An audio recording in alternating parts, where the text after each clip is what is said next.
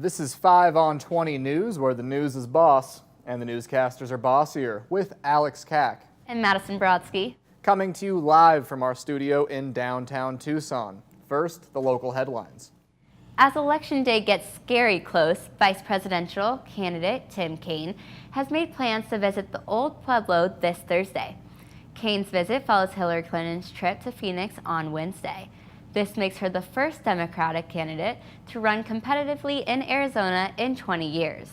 Polls show that she and candidate Donald Trump are running neck and neck in the state. This fact means Arizona is a battleground state this election cycle, and national media has taken notice. Historically, Arizona has consistently voted Republican, with Bill Clinton in 1996 being the last Democrat to win the state. Before Clinton, the last Democrat to win Arizona was Harry Truman in 1952. Tim Kaine arrives in the state as the only person in this election that still has a soul. There's no Tim Kaine sex tape, no sexting scandal, no racist mic slip, no scandals at all. But with a week left, there's plenty of time for Kaine to join the club and insult minorities or grope a TV reporter, as tradition has dictated. But more likely, Kaine will probably play his old likable self and quickly be forgotten. If Tucsonans are lucky, they'll get a jaunty version of Old Gray Mare on the harmonica, which will probably be as edgy as it gets. Trump is right. The Mexicans are coming to college. Mexico plans to send 30,000 students to study in the U.S. and is trying to recruit quality professors and students to attend schools in Mexico. The move comes as part of a plan to make the neighboring countries more intertwined economically. Officials from the University of Arizona and Pima Community College met with federal officials in Mexico City to discuss the opportunities and challenges of the plan. Martha Navarro Albo, who directs academic cooperation at the Mexican Ministry of Foreign Affairs, says that the language barrier remains a huge challenge, as only 1% of Mexican youth speak English. Mexican officials hope that exposing Mexican students to U.S. startup culture will spark creativity and lead to the country becoming more entrepreneurial. Mexican startups are already at work developing a 31-foot ladder in case Donald Trump wins. Speaking of Trump, the candidate is terrified at the prospect of Mexican youth educating themselves in our country, because the only thing scarier for the Trump folks is that the undocumented immigrants are college-educated immigrants. A Tucson lawmaker wants us to thank all of these little tiny baby guns being prosecuting anyone who destroys a gun in the state. Rep. Mark Finchman, an Oro Valley Republican, filed a complaint against the city of Tucson, accusing them of destroying valuable public property. He claims that the gun should have been given up for adoption, or as he put it, sold to the highest bidder. In 2013, Governor Jan Brewer signed into law a bill that declared it a crime to destroy seized guns. Doug Ducey then passed a bill earlier this year that allows the state to withhold funds to cities who are caught destroying guns. Tucson stands to lose $172 million from the state if they are caught violating the law and destroying those poor, defenseless guns. Fincham made a last-minute plea to the city and its residents, claiming that it isn't fair to penalize those innocent guns before they've had a chance to grow up. He also said that gun owners should be more responsible and use protection instead of going out and getting 3 or 4 guns that they just can't afford. And now let's pause for a moment to enjoy a happy Halloween message from the Desert Museum's Hungry Javelinas.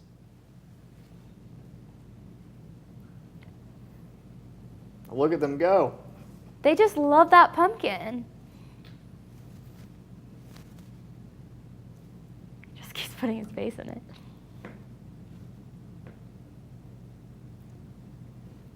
That can't be a good life. I wonder how hard it is to bite into that.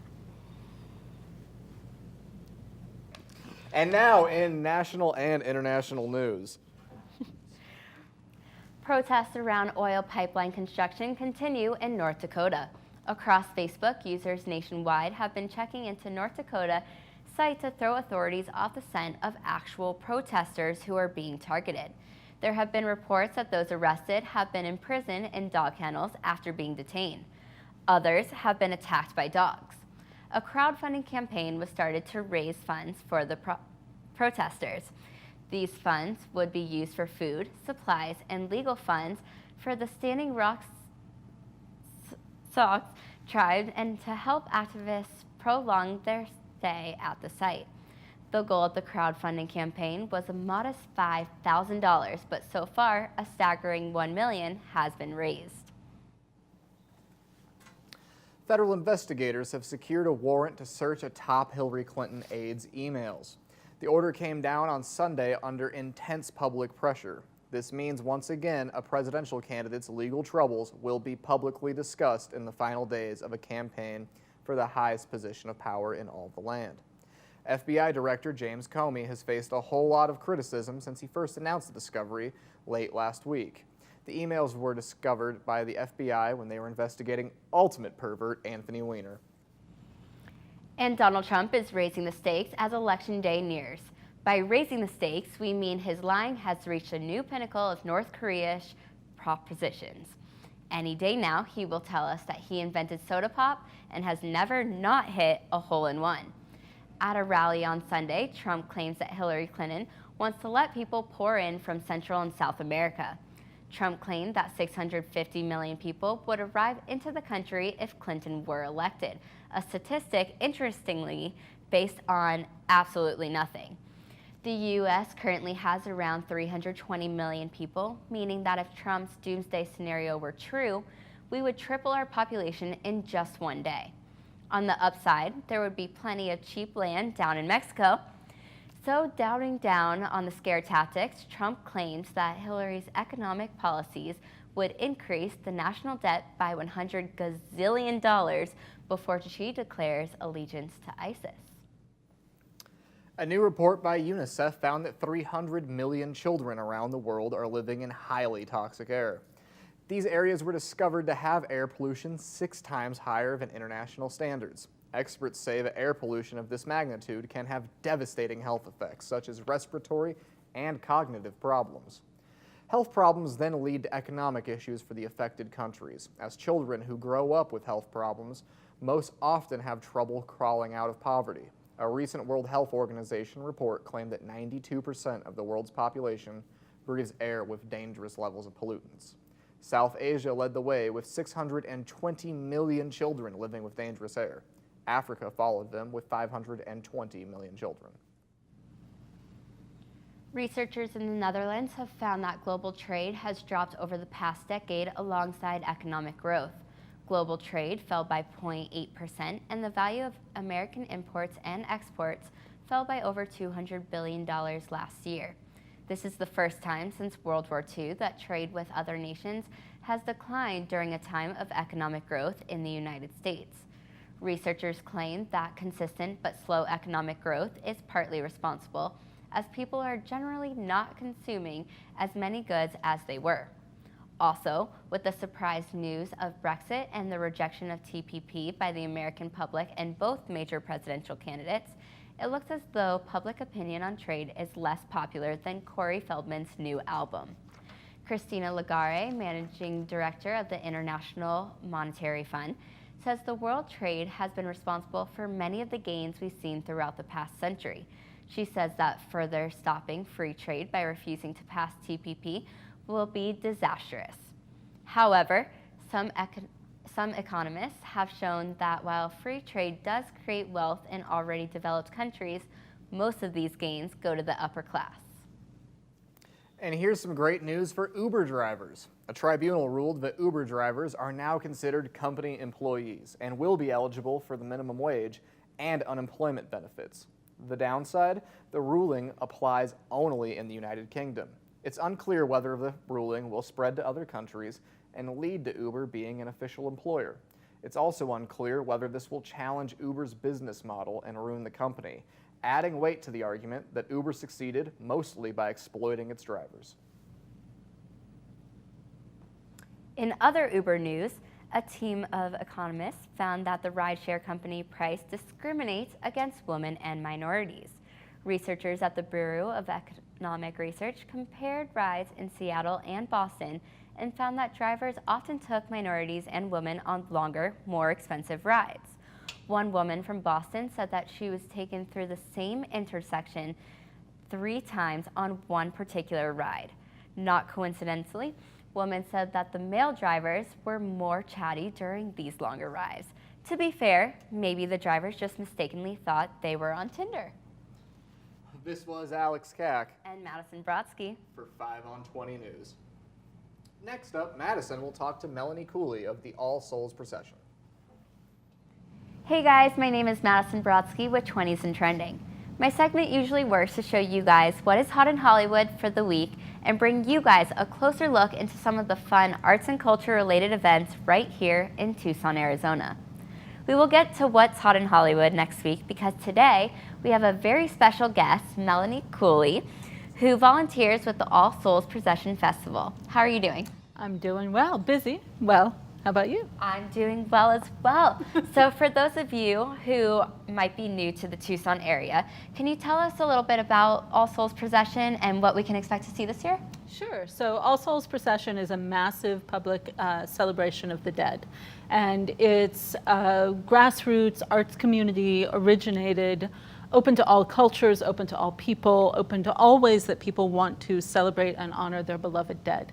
And one of the things that we really emphasize as an organization is it being a creative experience rather than a consumer experience. So people aren't coming in and purchasing an experience, they're creating it, which is part of what we're here together today to talk about. And as you guys can see, our table is very decorated, and we'll get to that in a moment. But first, I want to talk a little bit about the festival before we tune into exactly what this is. What are some of the do's and don'ts that you guys want to make sure that the public is aware of when they want to attend the event? Sure. The biggest thing with the procession is that everybody who attends is responsible for creating the experience. So that means that we're able to have over 100,000 people in the streets of Tucson, but we're able to do that because people come with a sense of respect, a sense of responsibility, a sense of creating their own experience. And that means some really basic things like no open flame in the streets, don't get drunk, no motorized vehicles, be a decent human being to your fellow human beings in the street. And beyond that, come with somebody you want to honor, somebody you want to remember, something you want to release, something you want to honor. And a lot of people think of it as sort of their new year, their transition into the next phase of the year. And really, the more you bring to it emotionally, the more powerful it is. How can you do that? The things that we're going to do here, so bringing a name, bringing a face, bringing somebody you love, either mentally or in our case we have some photographs and other ways of remembering. The front of the procession has a big urn at the front, so it's about 9-foot diameter metal sculpture. And one of the things that we do during the procession is collect names, remembrances, mementos for the dead, dried flowers, wedding dresses. We've had wedding dresses. That's interesting. Somebody gave me an orange once. I didn't ask questions. I was like, okay, if that's meaningful, we'll take an orange peel. And people put those into that large urn as a remembrance of the dead or something they want to release. And then during the finale ceremony at the end of the procession, we burn it. So the whole thing is burned in front of tens of thousands of people as a collective commingling of our love, our grief, all of that shared humanity in one place. So correct me if I'm wrong, this is more of a celebration of life rather than a saddening time? It's an oscillation between celebration and sorrow. So as you move through the streets, there will be people drumming, people making music, people celebrating their dead in those ways. And there will also be moments where your heart breaks, where you see something that's absolutely heartbreaking or you feel something and you're crying in the streets. So one of the emotional timbre of it is very much an oscillation between sorrow and joy.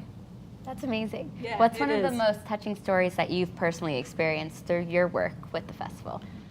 There are many, many. I manage the Facebook page for All Souls, and all email for All Souls goes to me first. And last year, I got an email from a woman in Maine, and she sent a photograph of her daughter who had died when she was 10 years old. She said this was about a decade ago, and that she lives in this town in Maine, and nobody wanted to talk about her daughter. Nobody wanted to hear about it. Nobody wanted to be with her in her grief. And so she was flying from Maine to Tucson to walk in the procession for her daughter so that she could finally feel like she was actually able to grieve and honor her daughter. That's amazing. Is that something that you feel that Tucson could shine in that way, that we have that time of the year that we can honor and we do accept everybody? Absolutely. And I get literally hundreds of those kinds of stories, and I personally know of many people who travel to Tucson for this. We got a National Endowment for the Arts grant this year. We've been featured in the New York Times, featured in a variety of places. And what makes Tucson's celebration of our dead different than most other places is that it is truly multicultural, everybody, anybody. There are no rules, aside from the ones we covered earlier, for how you do this. You can bring Japanese Obon traditions, you can bring Catholic traditions, you can bring, whatever your traditions are, or you can make stuff up as a way to celebrate whatever's meaningful. And speaking of traditions, I think you brought something over here for us to look at. I did. So I'm the head usher and the head ambassador with the procession, so I walk at the front. And I've been spending a lot of time over the past year making friends with a lot of Syrian refugees who've moved to Tucson. And frequently when we decorate our costumes, we decorate them for who we're walking for. And my costume this year, I'm walking for the friends, the family, the homes that my friends have lost. And so my costume is decorated with Arabic calligraphy that says things like nothing equals home, and love and mercy, love is my religion, and then no torture, no killing, and so it has lots of messages that are specifically for them and in those memories. Do a lot of people come to the festival not necessarily going for maybe someone that they lost, but to honor people like you're doing right now with your costume? It's all over the place. I mean, people have photographs of their loved ones that they bring with them, and we have a couple here that we're gonna look at today. And also people come for, things that are meaningful to them, that are beyond their one person that they know. Right. So it's all over the place.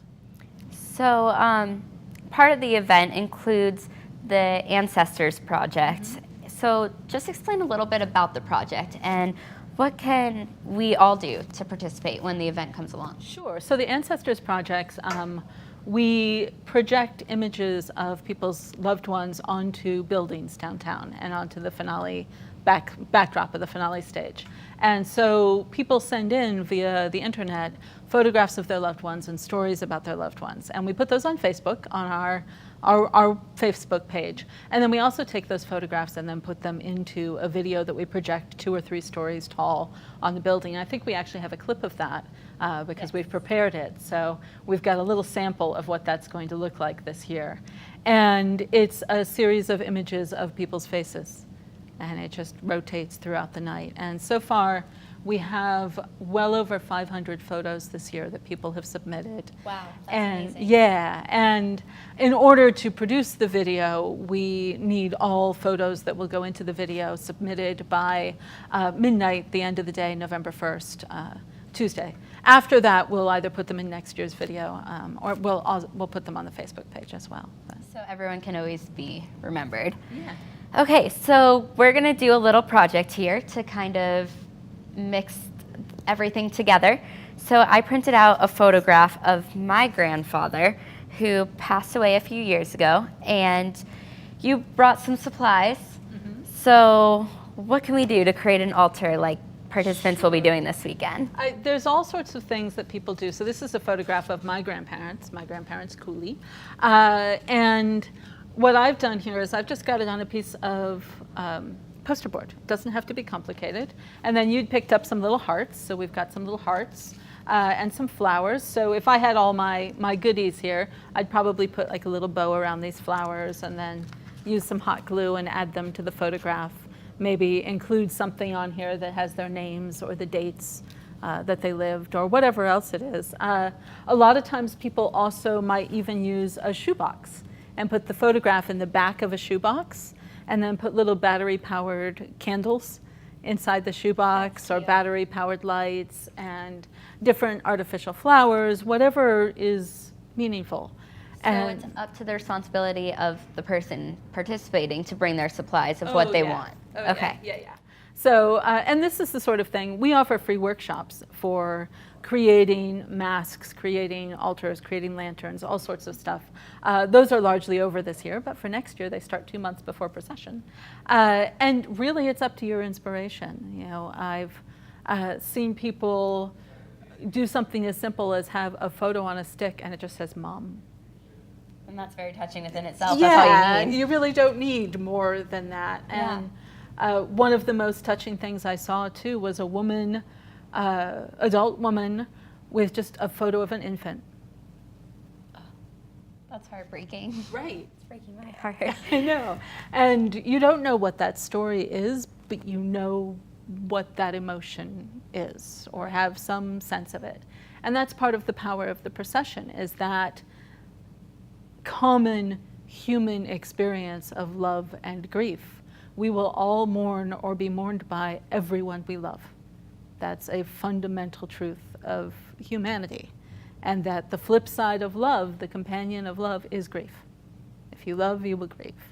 And so those photos that people bring, those opportunities for connection, are really potent. And having somebody witness that grief and share that with compassion can be very, very healing for people.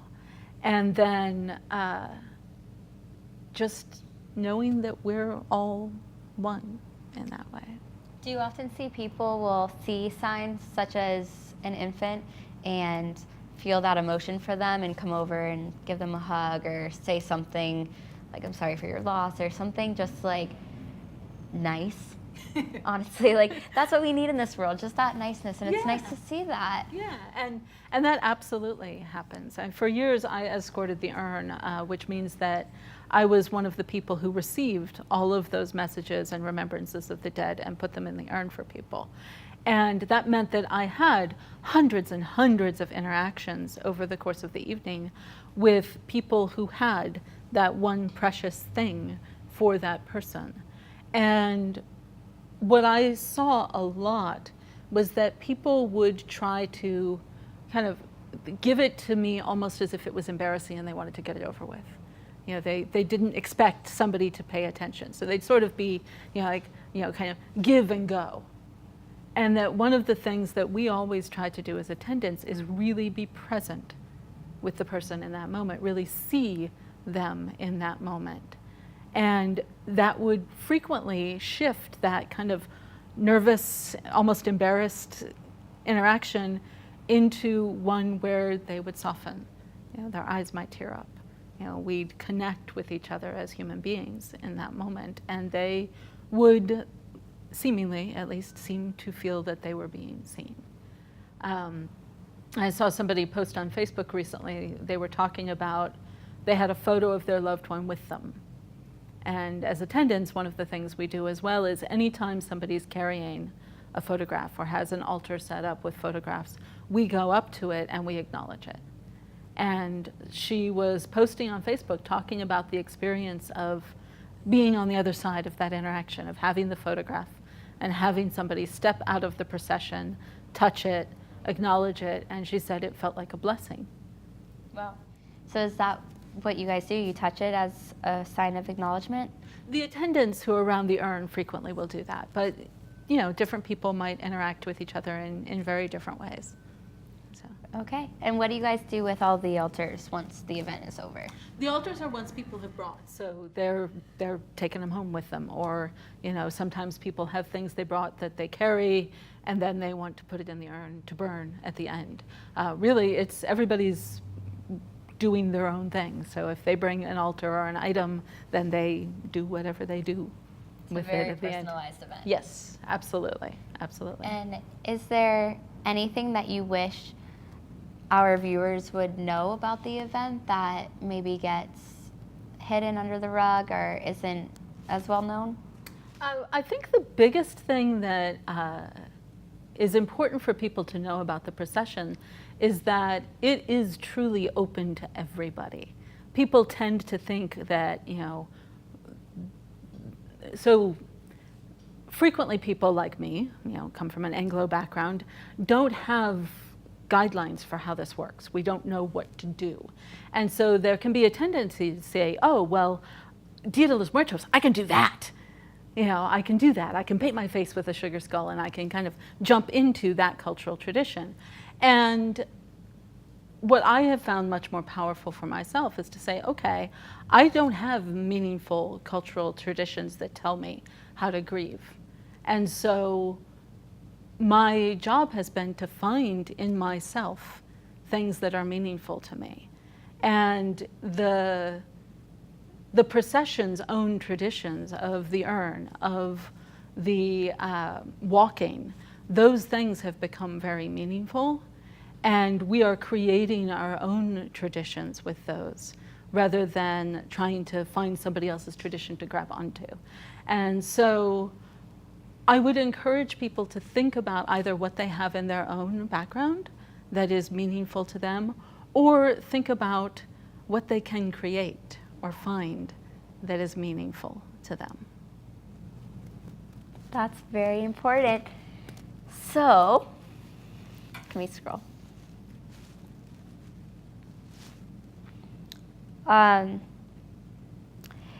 So if you would like to participate in the Ancestors Project, the deadline to submit your photo on the All Souls Procession website is tomorrow, which is Tuesday at November midnight. 1st at midnight, yes.